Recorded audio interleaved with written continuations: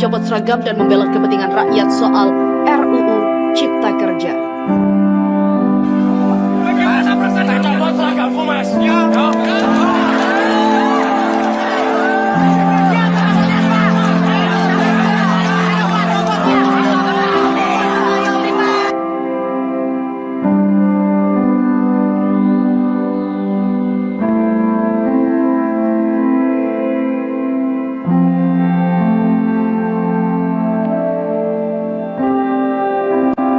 Kalian ini pemimpin-pemimpin Indonesia ini,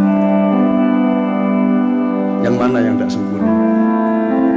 Terus kalian ini menjadi sempurna atas penderitaan apa? Kamu pernah susah apa hidupmu? Kamu itu atas nama penderitaan yang bagaimana sehingga kamu jahat kepada rakyat itu? Apa alasan sejarahmu? Kalau sempurna ada alasannya untuk jahat, sementara kita dipimpin oleh sungkuni-sungkuni yang tidak punya alasan sejarah untuk jahat kepada rakyatnya. Kamu pernah menderita? Wong kami yang tidak pernah utang seperti anak-anak utang. Kamu tidak pernah kredit seperti mereka. Kamu lancar-lancar saja kok.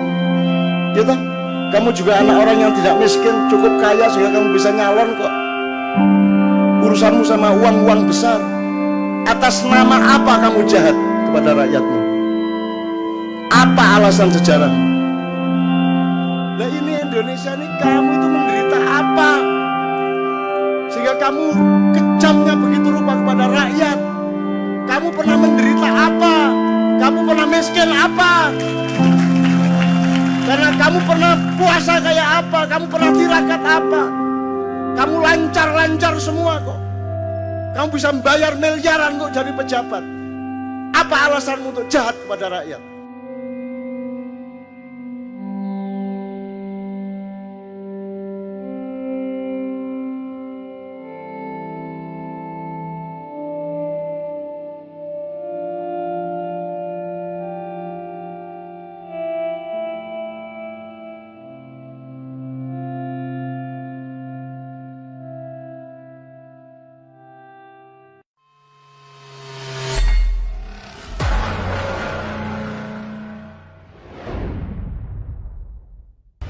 Terharu, polisi ini rela copot seragam dan membela kepentingan rakyat soal RUU Cipta Kerja. Mahasiswa pamit dan peluk hangat polisi usai demo di Senayan. Pak Polisi, kami pulang dulu. Pelukan hangat dari beberapa mahasiswa untuk polisi usai melakukan aksi di depan gedung MPR DPR Selasa 1 Oktober 2020. Siang hingga sore kemarin, ratusan mahasiswa dari berbagai perguruan tinggi Jabodetabek sempat menggelar aksi. Berbeda dengan aksi sebelumnya yang berujung ricuh, para mahasiswa kali ini berorasi sambil memberikan setangkai bunga kepada aparat kepolisian. Hal tersebut disambut baik oleh aparat kepolisian. Terlihat aparat kepolisian tidak lagi menggunakan perlindungan maksimal, mereka mendampingi demonstrasi mahasiswa hanya dengan seragam polisi dan baret. Mahasiswa memeluk polisi usai melakukan aksi di depan gedung MPR DPR. Ketika sebagian mahasiswa selesai berdemonstrasi, mereka berpamitan dan memeluk erat aparat kepolisian. Terima kasih Pak, kami pulang dulu. Begitulah ujar salah satu mahasiswa yang hendak pulang sambil memeluk polisi. Beberapa rombongan mahasiswa yang keluar area demonstrasi bergerak menuju jalan Gerbang Pemuda sambil bersorak-sorai dan bernyanyi.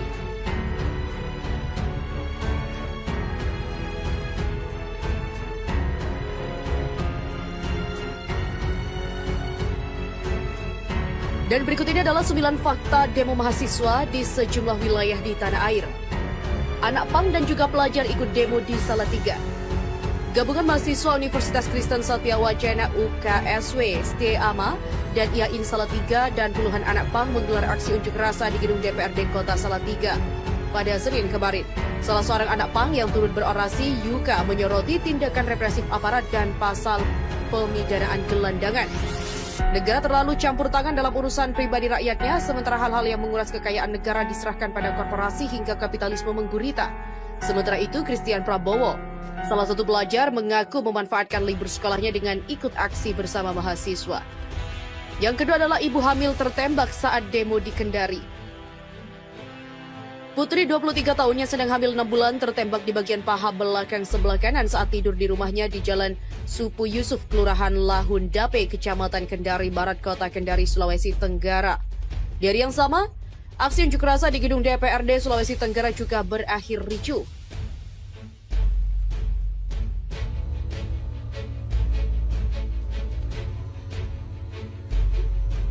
Zainal Arifin, suami dari Putri, mengatakan saat kejadian di gedung di bengkel depan rumah, ia mengaku hanya mendengar bunyi seng, lalu disusul suara teriakan istri dari dalam rumahnya. Yang ketiga adalah siswa ditolak gabung demo mahasiswa di Aceh. Puluhan siswa SMKN 1 Benar Meriah ikut berkumpul bersama massa dari mahasiswa di Komplek Lapangan Panjatebing di Musara Alun, Takengon, Aceh Tengah. Namun para siswa tampak kecewa saat koordinator lapangan Agung mempertanyakan kehadiran para siswa ke lokasi itu. Pihaknya juga tidak setuju jika para siswa melanggar peraturan sekolah dengan membolos dari jam pelajaran sementara mereka tidak mendapatkan izin dari pihak sekolah. Yang keempat adalah di Palopo, satu polisi luka di bagian mata. Petugas mengamankan seorang pengunjuk rasa yang diduga provokator saat demo di depan gedung DPRD Kota Palopo, Sulawesi Selatan. Bentrokan terus memanas di lapangan Pancasila, petugas pun berhasil menghalau massa. Saat ricuh, seorang polisi mengalami luka bagian mata akibat lemparan batu.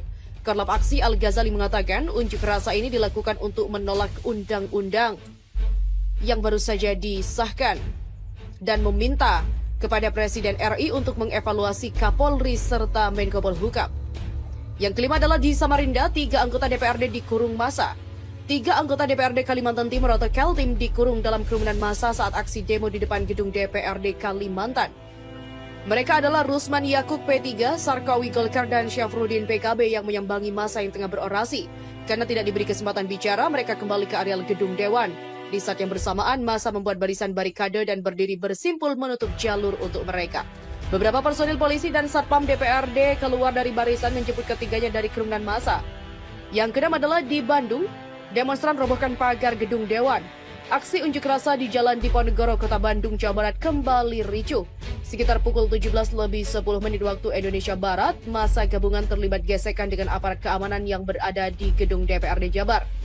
Kericuhan terjadi setelah para demonstran merobohkan pagar gedung DPRD Jabar. Dan insiden itu mirip dengan aksi unjuk rasa yang terjadi pada pekan lalu. Usai pagar roboh, para demonstran langsung melemparkan batu ke aparat. Polisi pun juga membalas dengan menembakkan gas air mata, namun himbauan itu tak dihiraukan oleh massa. Yang ketujuh adalah hendak demo 24 pelajar Samarinda diamankan. Jajaran Polresta Samarinda dan TNI mengamankan 3 mahasiswa dan 24 pelajar saat hendak mengikuti demonstrasi di depan kantor DPRD Kalimantan Timur di Samarinda. Mereka diamankan saat berkumpul di Islamic Center Masjid Baitul Mutakin, Jalan Slamet Riyadi. Mereka kemudian dibawa ke kantor Polresta Samarinda sekitar pukul 10:10 WITA. Sementara itu, Darwoko menjelaskan pengamanan para pelajar berkaitan dengan surat edaran Menteri Pendidikan dan Kebudayaan yang ditindaklanjuti oleh pemerintah daerah. Kalian ini pemimpin-pemimpin Indonesia ini, yang mana yang tidak sengkuni?